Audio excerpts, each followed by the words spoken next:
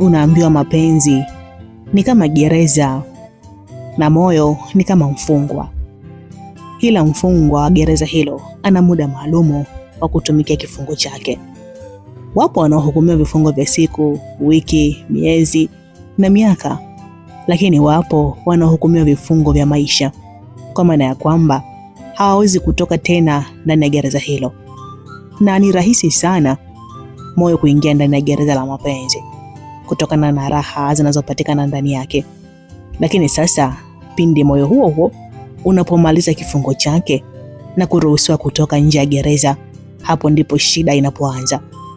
Moyo unakuwa mgumu kukubali kuondoka na kuziacha zile raha zilizopo ndani ya gereza. Hapo ndipo moyo unapoanza kung'ang'ania kubaki gerezani, na kwa wakati huo gereza linakuwa halina nafasi tena kwa ajili ya moyo huo, kwa kuwa nafasi ile tayari ilishachukuliwa na moyo mwingine. Hiko sasa ndio kinakuwa kipindi kigumu kwa moyo kukubali kwamba nafasi yake kwenye lile gereza haipo tena. Moyo unapitia maumivu mazito sana kutokana na zile kumbukumbu za furaha alizotengeneza gerezani. Ipi ni tiba sahihi ya kuruhusu moyo usiendelee kupata maumivu? Huo sasa ndio unakuwa muda sahihi wa akili kufanya uamuzi wa mwisho ili kutengeneza amani ya kudumu ndani ya moyo. Uamuzi wa mwisho ni nini na unakuwaje? Basi msikilizaji wa Light Simulizi, nikuombe tu nikukaribisha katika riwaya hii ya mapenzi inayokwenda kwa jina la The Final Decision. Hii ni simulizi mpya kabisa na kibao chetu kipya kabisa kinachokwenda kwa jina la The Final Decision, yani uamuzi wa mwisho, ama unaweza kuita ilibidi uwe wewe. Kwa nini awe yeye, ama kwa nini uwe wewe? Guys, mimi naitwa Trishi, nikukaribishe tu ukatege sikio lako, yani mwanzo mpaka mwisho, yani ambatana na mimi, usibanduke kabisa, kwa sababu hapa ukibanduka na ukabaki nyuma hatutoelewana. Karibu sana. Lakini bila kusahau mwandishi wa kibao hiki ni yule mwamba, muite Harry D'Souza, ama muite The Really Silent Killer. Hapo utakuwa umetisha kweli kweli. Basi nisiwe mwongeaji sana, nikulete tu tukaweze kuanza simulizi yetu ya siku hii ya leo. Karibu sana.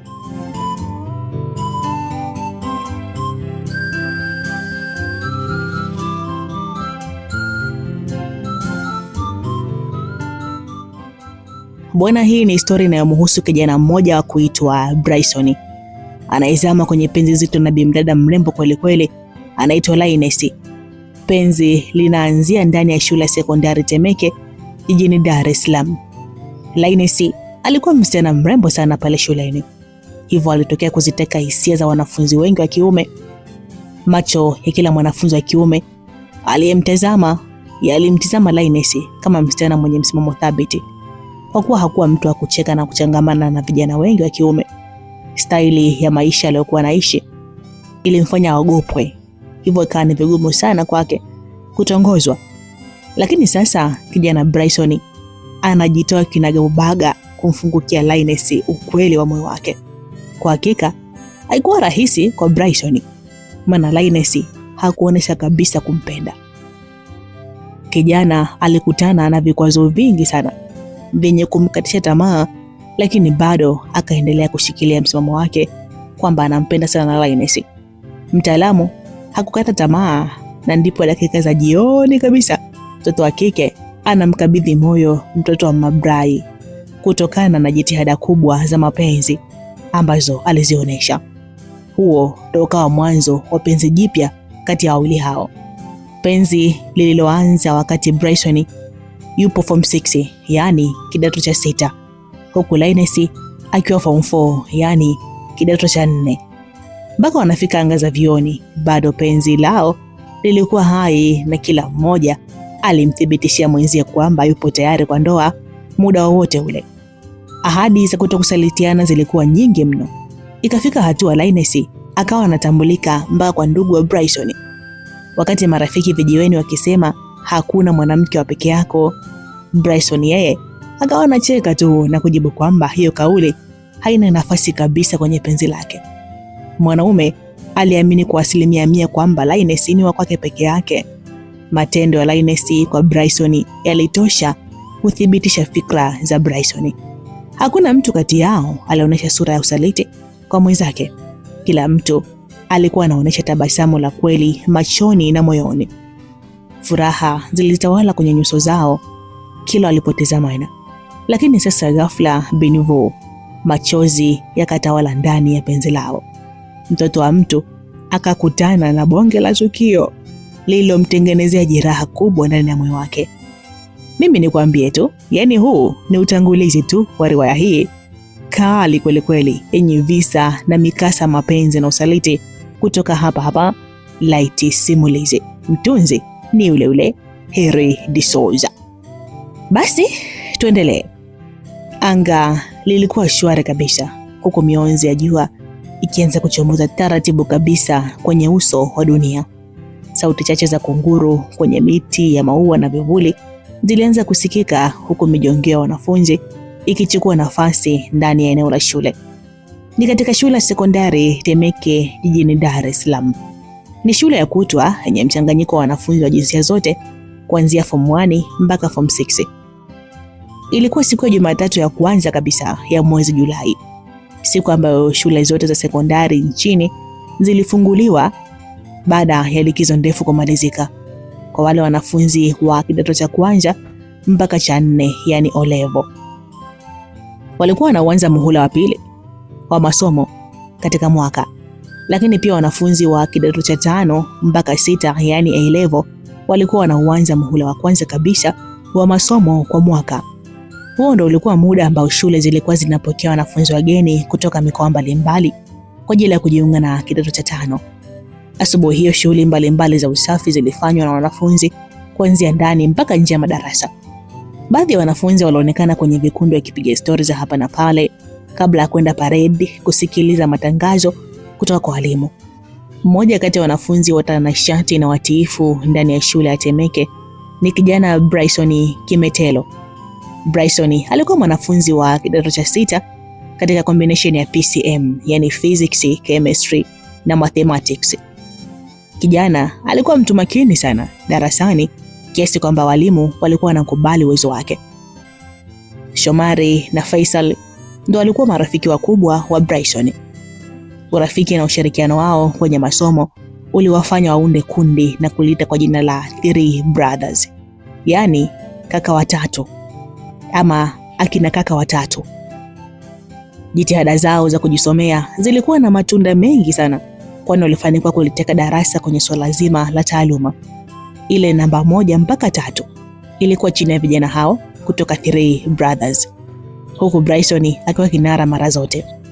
Ushindani ulikuwa mkubwa sana kati yao katika swala zima la kuongoza darasa, hivyo ikawa inaongezea nguvu ya kusoma zaidi na zaidi, tena kwa bidii kubwa sana.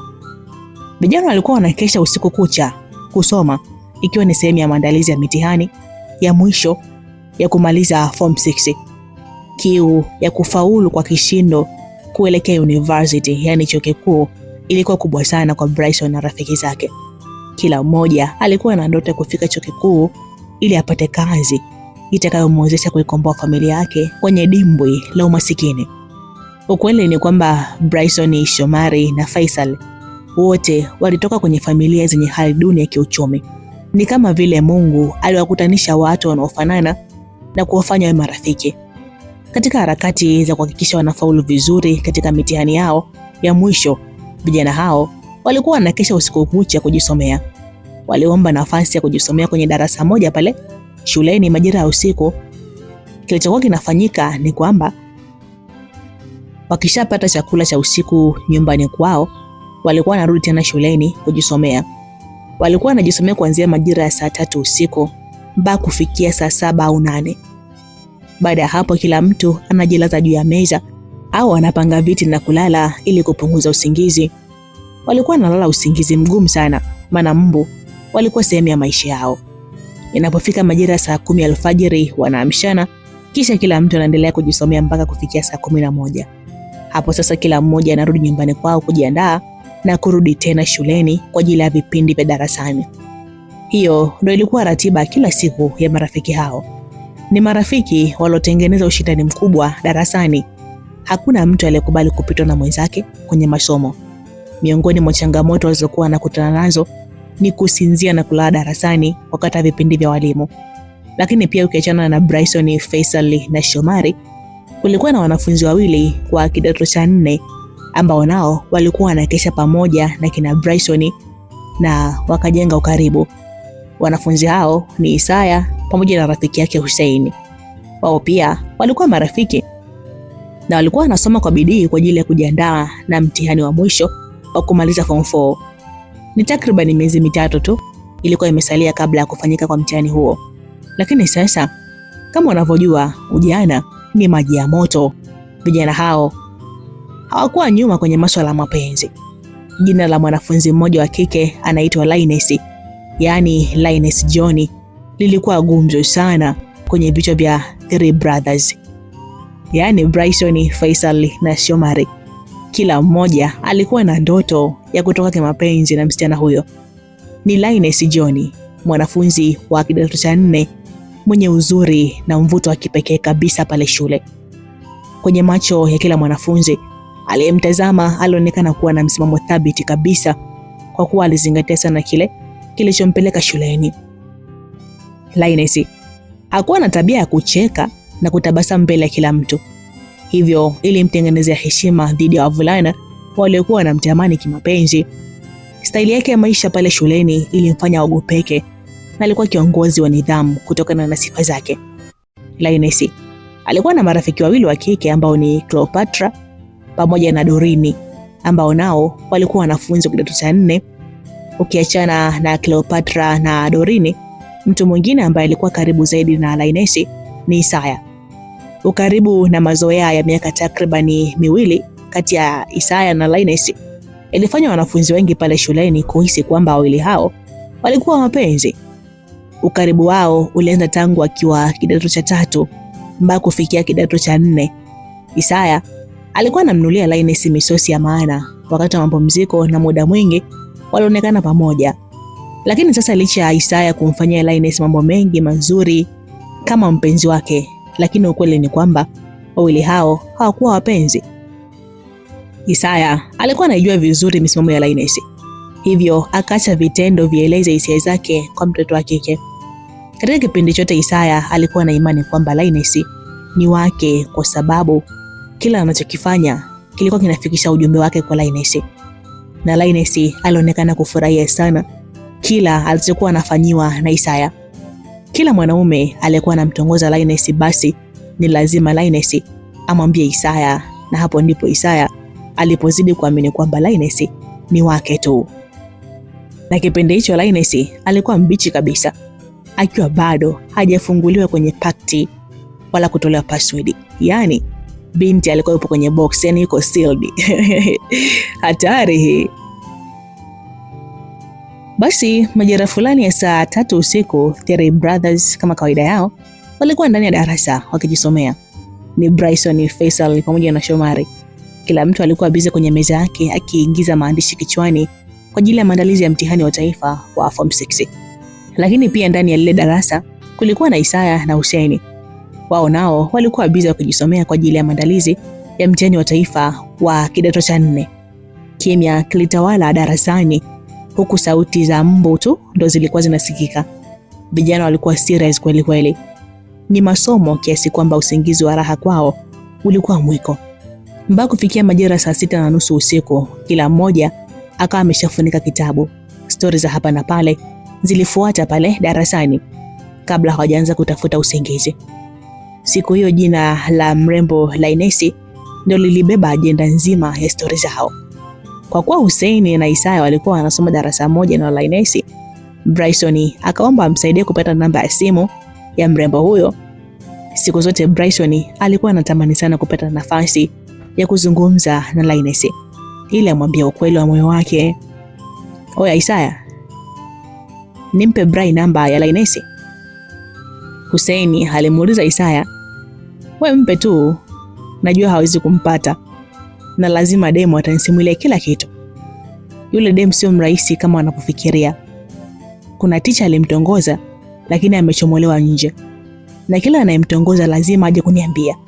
Isaya akajibu, "Da, kwa hiyo anakusimulia ili umshauri kutoa jibu ama anakuambia au kwa sababu zipi yani?" Shomari alimuuliza Isaya. "Ananisimulia kwa sababu mimi ndo mtu wake." Isaya alijibu, "Wapi wewe, wadanganya wasiomjua Lainesi. Nyie ni marafiki tu, ila unapenda kujisifu kwa watu kwamba ni demu wako. Wewe gawa namba ili wajanja wapite naye." Hussein aliongea kwa kumshushua Isaya. "Wajanja wapite naye? Mjanja gani sasa? Hao jamaa zako hakuna hata mmoja anaweza kupita na Lainesi. Wewe una namba yake? Basi wape jamaa, halafu uone kitakachotokea." Isaya alizungumza kwa kujiamini. "Oya Hussein, hebu nipe hiyo namba basi niishi nayo." Bryson aliongea huku akitoa simu yake mfukoni ili aandike namba ya Lainesi. "Oya, na mimi naitaka hiyo namba basi." Shomari naye akadakia. "Hussein, hebu wape namba, halafu tuone mwisho wake. Najua hizo ni mbio za sakafuni tu." Isaya alizungumza maneno hayo kisha akaanza kupanga viti ili ajilaze. Muda ule ule Hussein akatoa simu yake na kuitafuta namba ya Lainesi. Alipoifikia akamkabidhi simu Bryson ili anakili. Bryson akaanza kuinakili ile namba kwa umakini wa hali ya juu sana. Shomari naye akasogeza uso wake na kuanza kuinakili ile namba. Faisal yeye hakutaka kabisa kujisumbua, maana alishahisi ule mlima ni mrefu, maana hakuna swali gumu kwake kujibu kama namba yangu umeipata wapi. Baada ya kumaliza kupeana namba ya simu ya mrembo Lainesi, Hussein aliomba jamaa wasimtaje kwa maana Lainesi ni jirani yake, hivyo asije kuonekana kama anafanya kazi ya kumtafutia mabwana. "Oya wazee, namba simshachukua tayari. Sasa naomba msinitaje kabisa kwa Lainesi, na msiseme kabisa kama tunajuana." Isaya alizungumza maneno hayo kwa hasira, kisha akaelekea nje darasa na mwelekeo wake ulikuwa ni chooni. Unajua jamaa anamhudumia Lainesi kama demu wake, ila hajawahi kabisa kumwambia anampenda. Kiufupi wao ni marafiki, ila jamaa anatamba kwa watu kwamba Lainesi ni demu wake. Ila kiukweli demu ni mgumu sana. Kwa hiyo nyie jaribuni tu bahati yenu. Halafu kingine inaweza kuwa rahisi kwenu, maana mademu wa madarasa ya chini wanawashobokea sana nyie wa juu. Yaani demu wa form 4 akitoka na mwanaume wa form 5 au 6 anawatambia wenzake wote kwamba yeye ni mzuri sana. Hussein alizungumza maneno hayo. Kilichofuata hapo ni kila mmoja akapanga viti kwenye mstari mnyoofu kisha akajilaza. Sheria ni moja tu, atakayewahi kuamka saa 10 alfajiri basi anatakiwa kuamsha wenzake ili wapige kitabu kabla hawajarejea nyumbani kwao kujiandaa tena kwa ajili ya kurudi shuleni kuendelea na vipindi darasani. Usiku ule Bryson alishindwa kabisa kupata usingizi, akiwaza kuhusu namba ya simu ya Lainesi.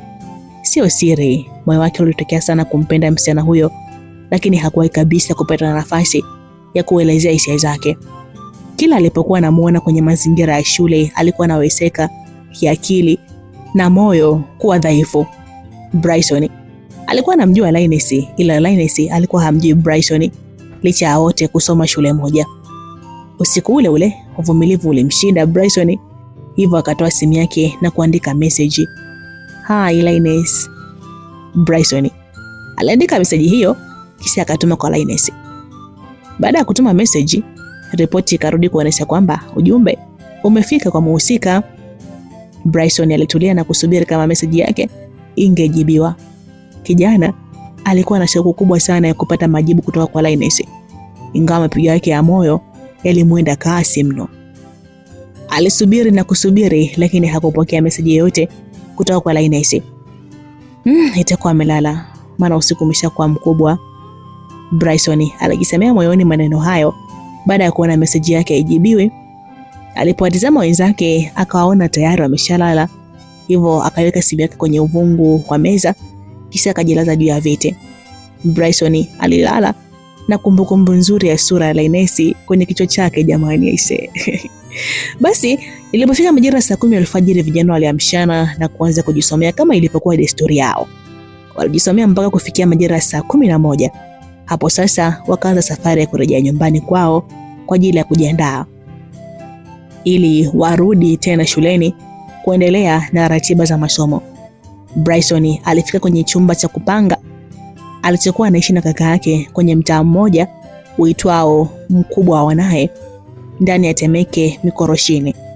Baada ya kufika akajipa dakika 30 za kupumzika kabla hajafanya maandalizi ya kwenda shule. Kijana alijiegesha kitandani ili kupunguza usingizi aliopoteza usiku kucha. Yaani alipojiegesha tu kitandani akapitiwa na usingizi pale pale. Alikuja kushtuka usingizini baada ya saa moja kupita na sio dakika 30 kama alivyokuwa amekusudia. Baada ya kuamka akajua tayari ameshachelewa, hivyo hakutaka kupoteza muda, badala yake akachota maji kisha akaenda bafuni kuoga. Alipomaliza kuoga akaswaki meno chap kisha akavaa sare tayari kwa kuanza safari kuelekea shuleni. "Bro, mimi nipo tayari," Bryson alimwambia kaka yake aliyekuwa kitandani amelala. "Sikia dogo, cheki kwenye suruali kuna hela hapo. Chukua buku 2 utaishi nayo mpaka usiku. Kwa sababu biashara ni ngumu sana mdogo wangu. Kwa hiyo tuko mai kiume mpaka mambo yatakapokuwa sawa. Si umeona nimelipa kodi juzi tu hapa? Yaani hapa ghetto." "Ya, naelewa bro. Kwa hiyo usiwaze sana kuhusu mimi. Mimi ni wa kiume, kwa hiyo nitajua namna ya kuitumia hii pesa. Ngoja mimi nikuache basi bro." "Okay, poa dogo, nenda ukasome. Mimi mwenyewe naamka hapa naenda Boma, yani Ilala, nikatafute nguo kadhaa, nikazimua mzigo wa jana." Hayo yalikuwa mazungumzo kati ya Bryson na kaka yake anaitwa Nixon. Bryson na Nixon walikuwa ndugu wa kuzaliwa na baba na mama mmoja. Kwa bahati mbaya wazazi wao walishafariki miaka kadhaa iliyopita. Wao walizaliwa na kukulia mkoani Mtwara, lakini baadaye Nixon alivamia jiji la Dar es Salaam baada ya kuona maisha yamekuwa magumu. Ni punde tu baada ya kuhitimu elimu yake ya sekondari, yani form 4, na kushindwa kufaulu. Lakini pia kijana Bryson yeye aliingia ndani ya jiji la Dar es Salaam baada ya kufaulu form 4 na kuchaguliwa kuendelea na kidato cha 5 katika shule ya sekondari Temeke. Ilikuwa bahati sana kwa Bryson kuchaguliwa kwenye ile shule, maana kaka yake pia alikuwa anaishi huko Temeke. Umbali kutoka pale alipokuwa anaishi Nixon kwenda shuleni ulikuwa mdogo sana, tena haikuhitaji kabisa usafiri wa gari. Hivyo ilimsaidia Bryson kuepuka gharama za usafiri.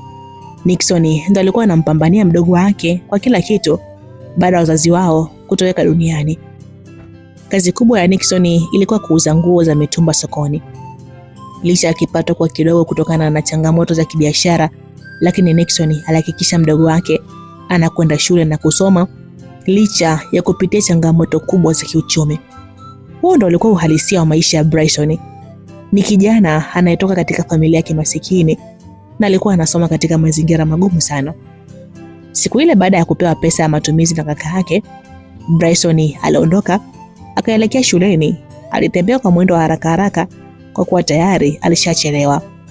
Umbali kutoka alipokuwa anaishi kwenda shuleni ulikuwa na gharimu takriban dakika 10 kwa mwendo wa miguu.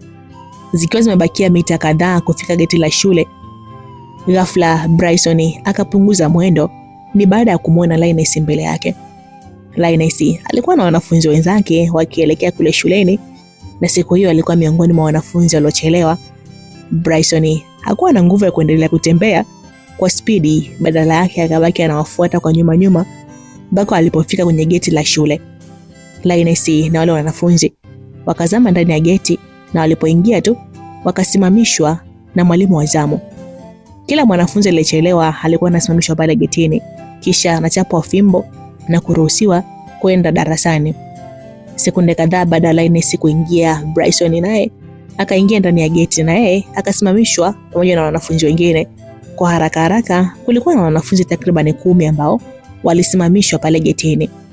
Bryson ndiye alikuwa mwanafunzi pekee kutoka A level, yani form 5 na 6 kwenye ile orodha, na wengine wote waliobaki na wanafunzi wa O level, yani form 1 mpaka form 4.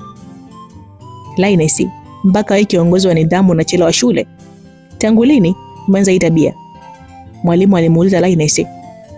Sio kusudio langu mwalimu, kuna dharura ilitokea nyumbani ndio maana nimechelewa kufika shule, Linus akajibu kwa unyenyekevu.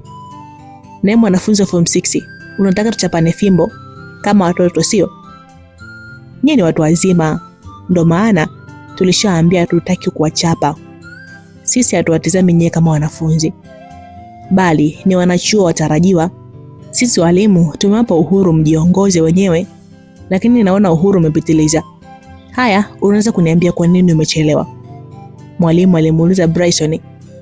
Madam, kikweli kabisa sina sababu ya msingi, ila ni usingizi na njozi za asubuhi ndio zimenifanya nichelewe shule. Siku ya jana sikuwa na usingizi mzuri, nilipata usingizi alfajiri. Sina kabisa desturi ya kuchelewa shule, ila leo tu ndio imetokea hivi. Naomba samahani madam, lakini pia nipo tayari kwa adhabu yoyote. Bryson alimjibu mwalimu. Okay, leo nawasamehe wote, lakini kesho mkirudia nitawapa adhabu kali sana. Ondokeni haraka. Mwalimu aliwataka wale wanafunzi waondoke.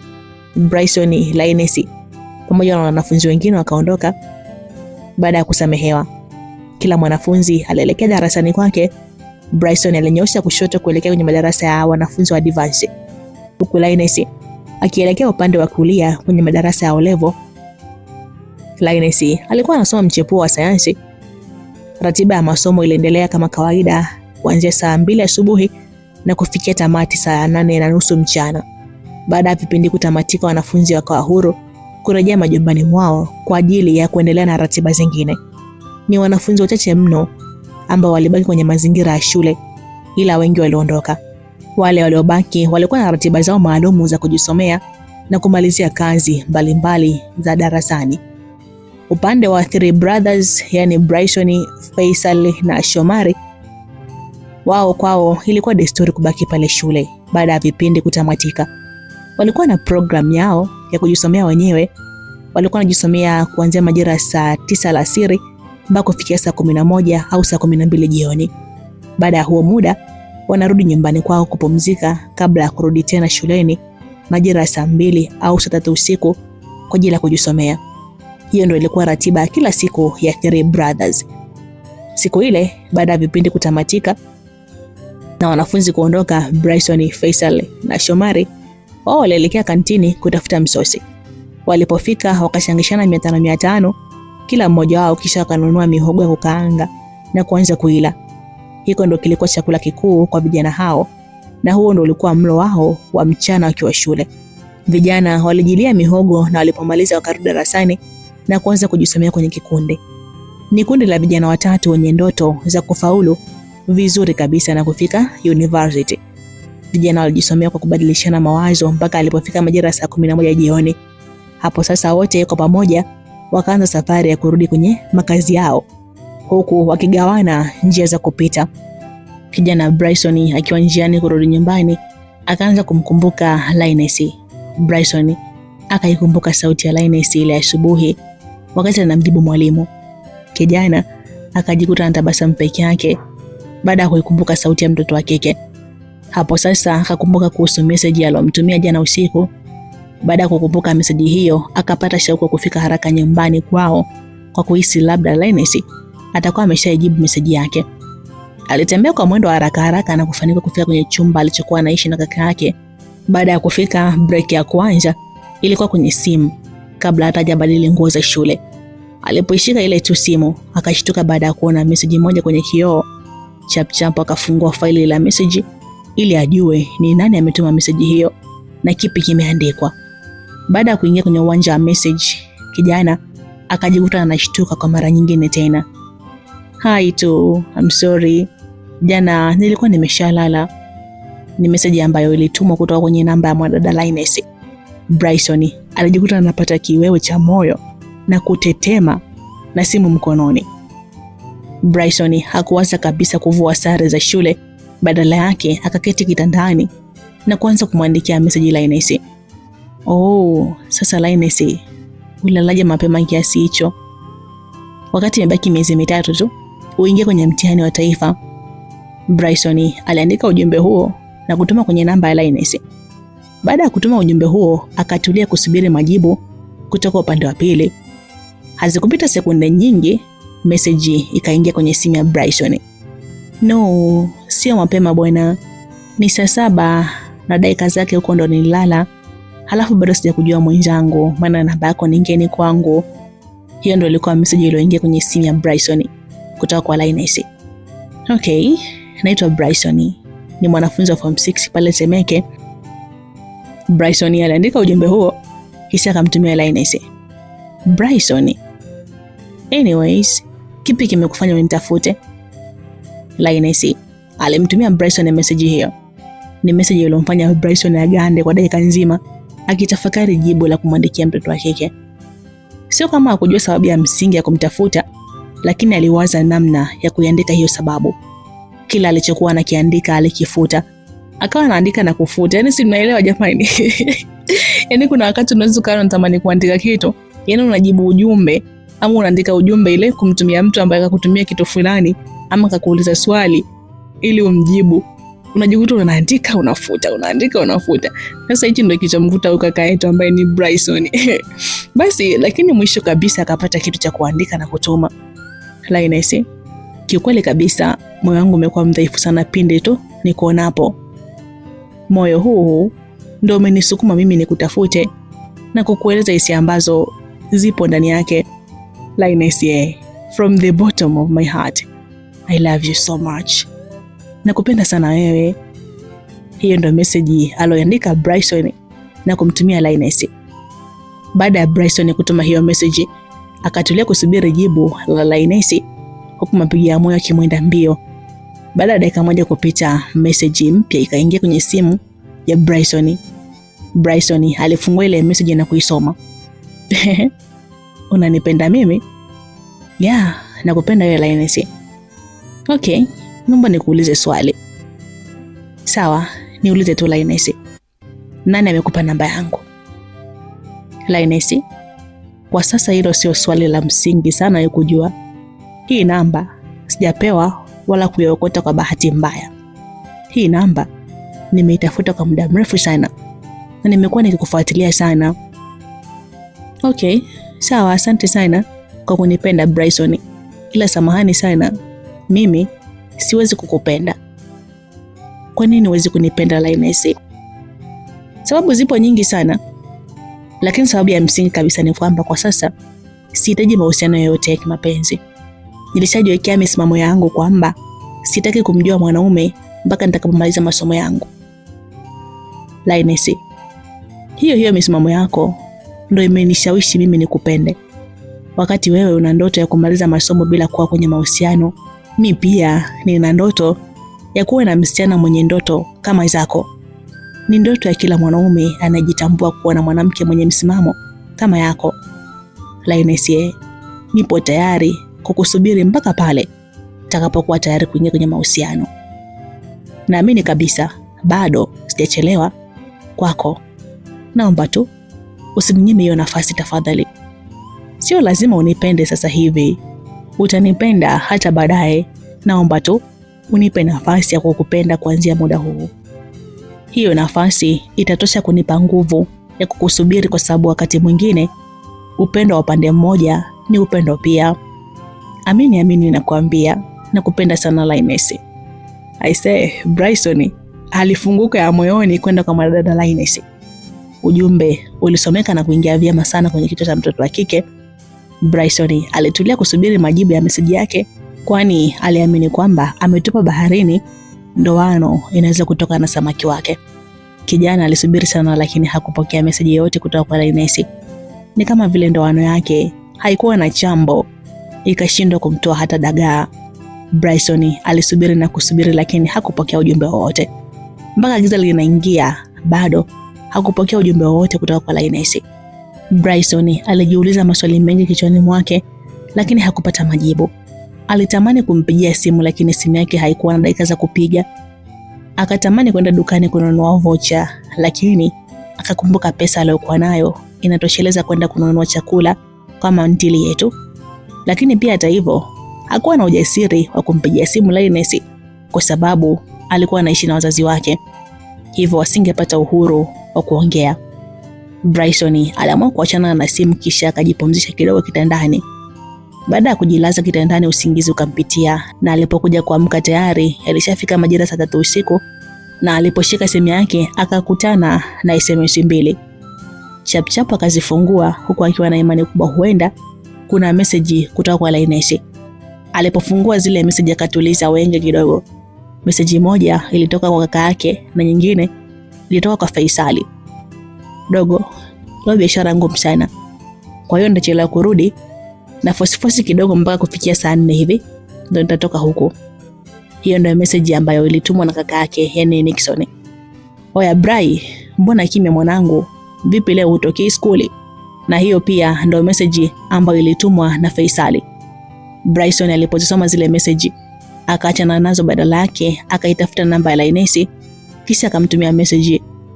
Lainesi, upo kimya sana. Nini shida lakini? Bryson alimtumia Lainesi message hiyo na ripoti ikarudi kwamba ujumbe umefika. Baada ya kumtumia ujumbe Lainesi akamjibu pia kaka yake kwa kumwandikia, poa bro, nimekuelewa. Mungu akutangulie katika utafutaji wako. Mimi hautonikuta ghetto na kwenda shule kama kawaida.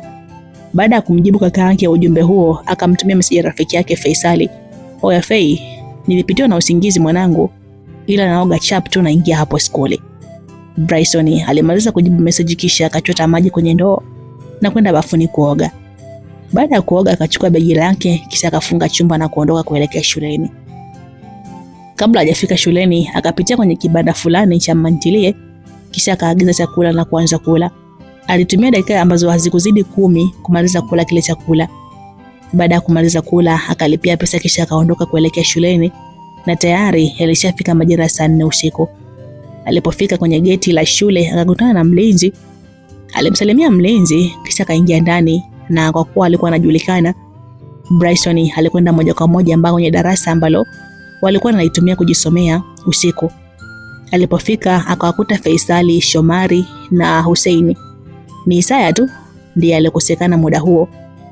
Bryson alikwenda kwenye meza ya kila mmoja kisha akawapa salamu kwa staili ya vijana kupeana gwara.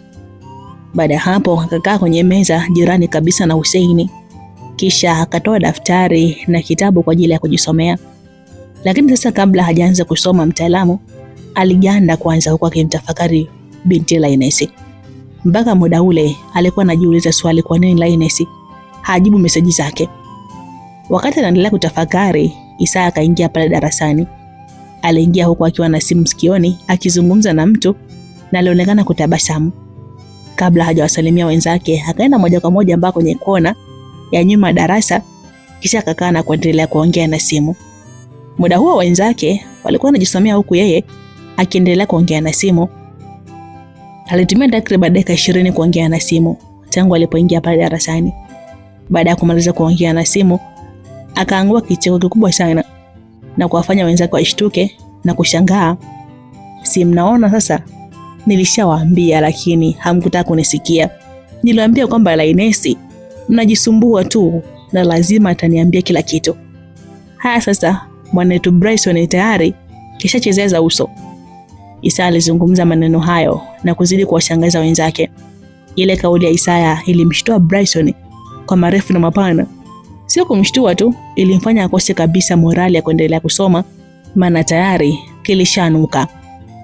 Oya Isaya, hebu nyosha basi maelezo, mbona kama mjini kumeanza kuchangamka? Kuna habari gani huko? Faisali alihoji huku anafunika kitabu chake. Brother Bray, si tayari kashatupa ndoano kwa Lainesi? Isaya akajibu huku akicheka kwa kejeli. Oh, kumbe tayari. Mbona hatujapewa mrejesho sasa? Faisali akahoji tena. Muulize Bray mwenyewe. Maana nikisema mimi nitaonekana na kueleza wino. Isaya akamjibu Faisali. Oya Bray, tupe mrejesho basi mwanetu. Au ndoano haikuwa na chambo nini? Shomari akaingilia mada kwa kumuuliza Bryson swali hilo. Muda wote Bryson alikuwa kimya akitafakari kuhusu kauli za Isaya. Mtaalamu akamtizama Isaya kisha akamuuliza, oya Isaya, kwa hiyo Lainesi mwenyewe ndo amekwambia kwamba nimemtongoza?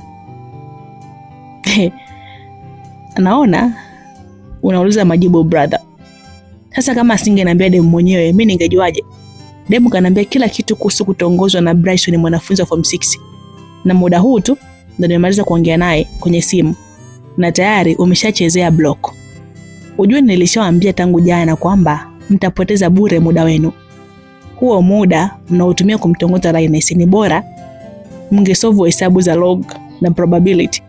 Huenda mngeongeza ufaulu kwenye mitihani yenu.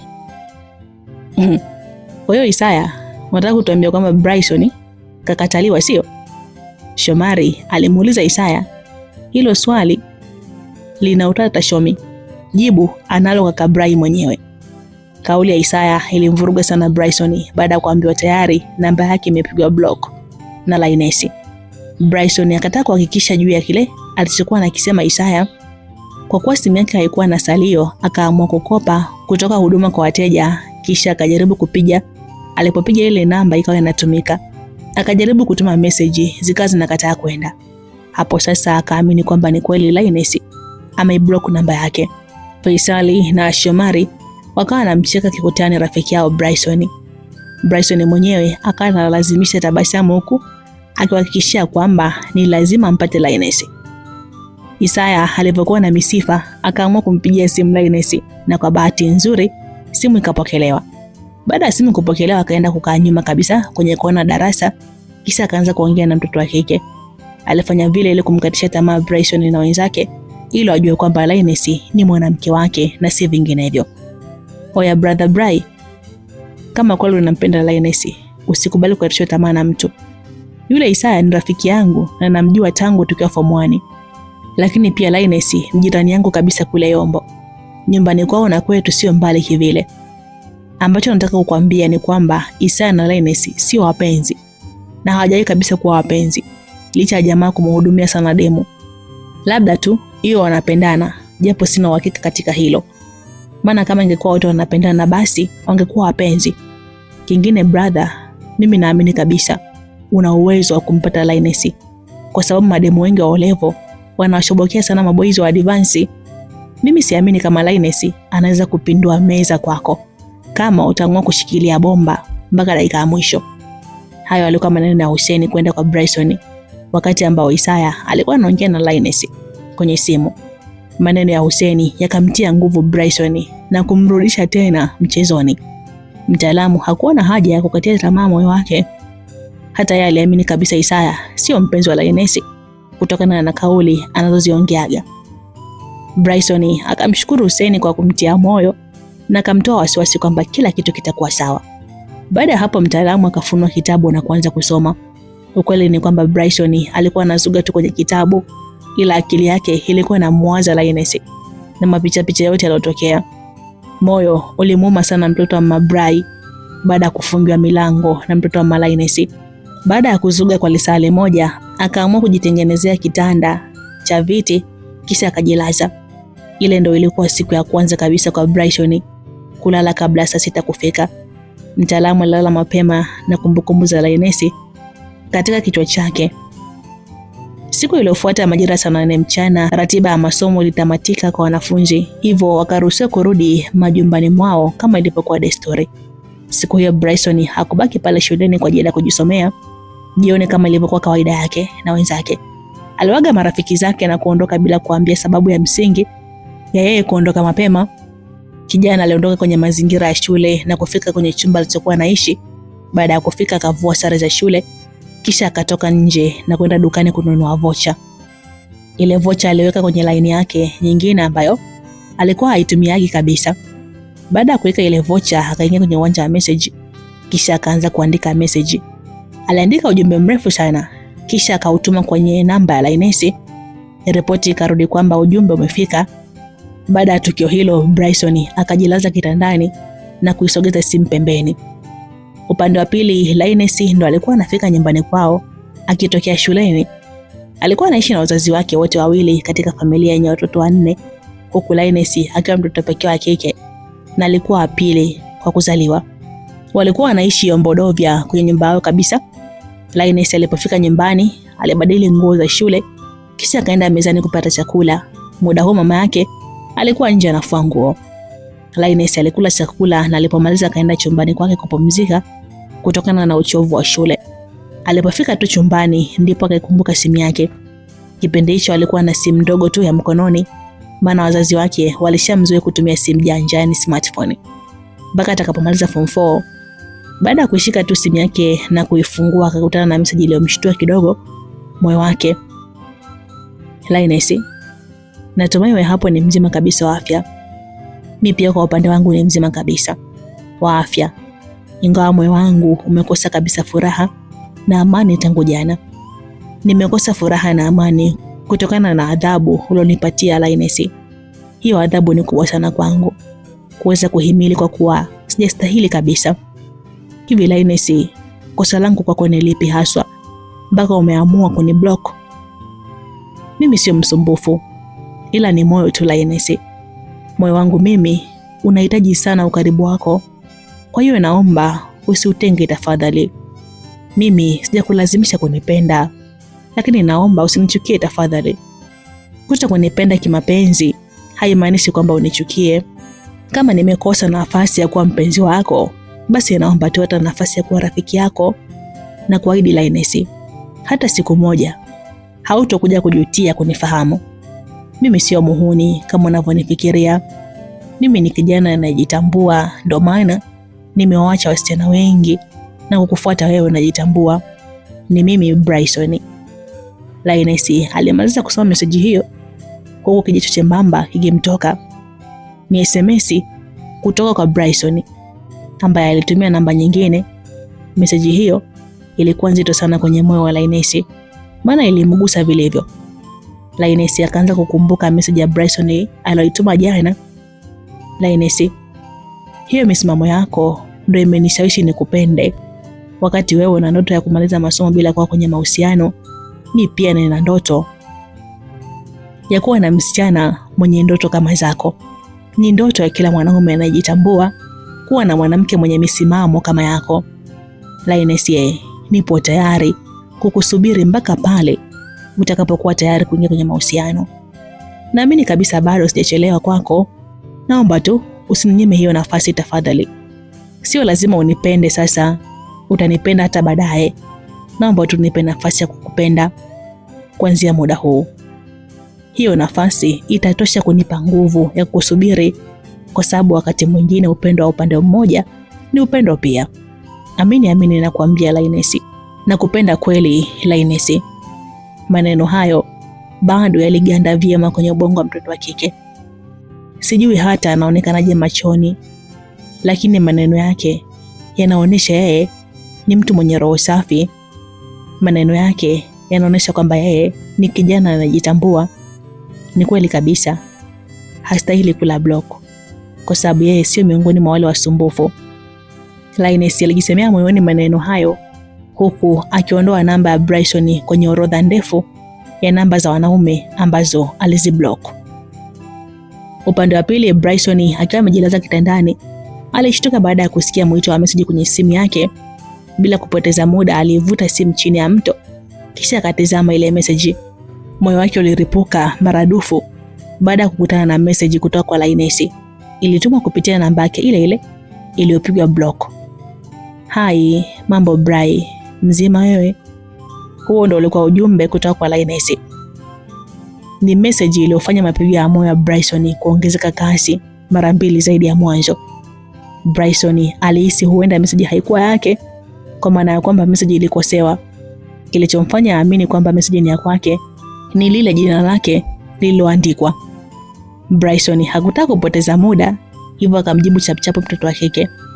Mimi ni mzima kabisa Linus, na pia asante sana. Kwa nini unashukuru Bry? Kwa sababu sikutegemea kama utanitafuta na kunijulia hali. Kwa nini sikutafutia rafiki yangu? Halafu kwa nini unasema nimekublock wakati mimi sijakublock? Nilihisi hivyo kwa sababu message zangu kwako zilikuwa hazifiki, na pia kila nikipiga namba yako naambiwa ipo busy. Nilihisi huenda nimekuudhi kwa maneno ambayo nilikwambia Linus. Kimya chako cha ghafla kilinipa pressure na kuamini huenda nimekuudhi.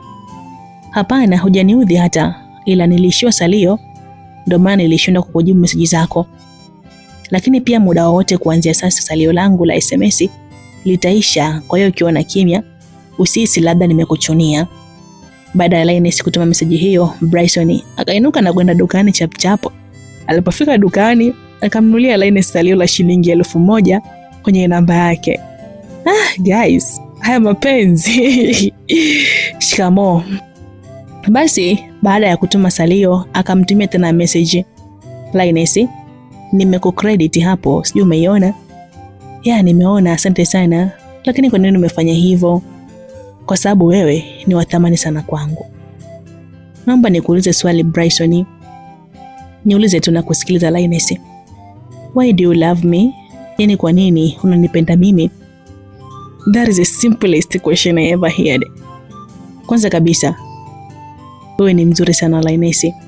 Pili, muonekano wako wa nje na aina ya maisha unayoishi pale shuleni yamebeba maudhui ya msichana mwenye msimamo na kujitambua.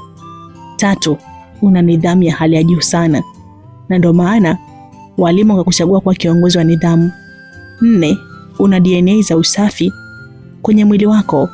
5, kama sare za shule tu zinakupendeza. Je, vipi kuhusu nguo za mtaani? Kiukweli ukivaa unajua kupendeza mno Linus. Na mwisho kabisa, nahitimisha kwa pointi yangu ya kwanza ile kwamba Linus, wewe ni mzuri sana. Yeni sana. Baada ya Bryson kumwambia Linus maneno hayo, Linus akajikuta na tabasamu peke yake.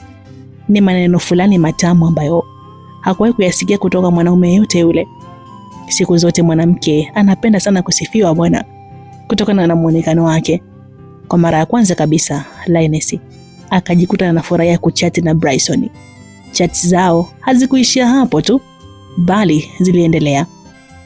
Hivi Bryson, unahisi labda mimi nakujua kwa sura? Ya, unanijua vizuri sana. Maana mara ya mwisho ni juzi tulipoonana. Juzi? Muda gani? Na sehemu gani ilikuwa? Ya, yalikuwa majira ya asubuhi pale getini tuliposimamishwa na Madam Rehema. Kama unakumbuka, Madam alianza kukuuliza wewe kwa nini umechelewa wakati wewe ni kiongozi. Baada ya hapo akaniuliza na mimi kwa nini na force kuchapwa wakati wanafunzi wa advance tunatizamwa kama wanachuo watarajiwa. Oh, nimekumbuka. Kumbe yule mwanafunzi ulikuwa ni wewe. Ya, yule ndo mimi. Nadhani sasa umeshanijua. Hapana, bado sijakujua kwa sura. Kiukweli nakumbuka tukio tu, ila sikuitazama kwa umakini sura yako. Okay, hilo halina shida, utanijua tu Linus. Kwa kuwa wote tuko pale pale Temeke Sekondari.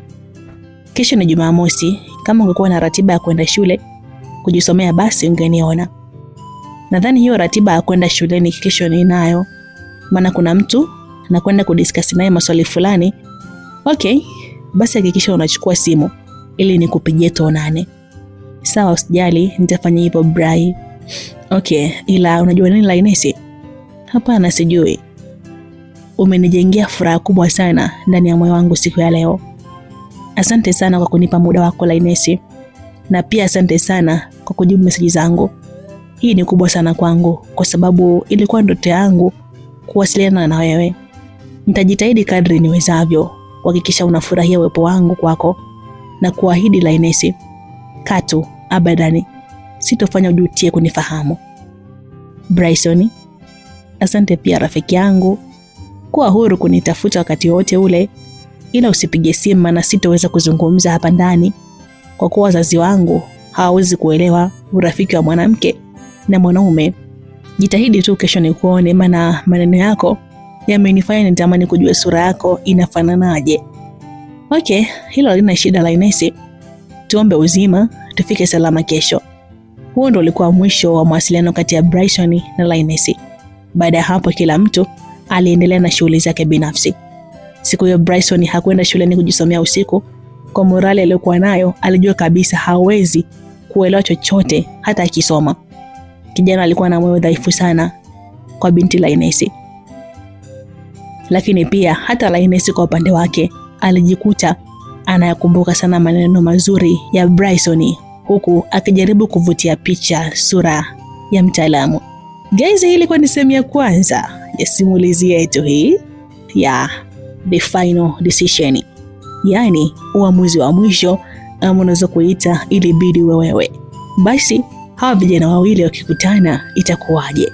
Mimi natamani kufahamu, lakini jamani, ili kufahamu zaidi tukutane hapo kesho ili tuweze kujua je, nini kitajiri. Linus akimwona Bryson atamkubali ama ndo vile itakuwa imekula kwake kijana Mabrai, ama itakuwaje? Basi nikusihi tu usikose hapo kesho kusikiliza simulizi hii ambayo inatoka hapa Light Simulizi. Asante kwa kuwa support ya binti Trishi. Asante kwa kuichagua Light Simulizi. nakupenda sana. Yaani Mwenyezi Mungu akubariki sana. Love you so much. Tukutane hapo kesho. Bye bye.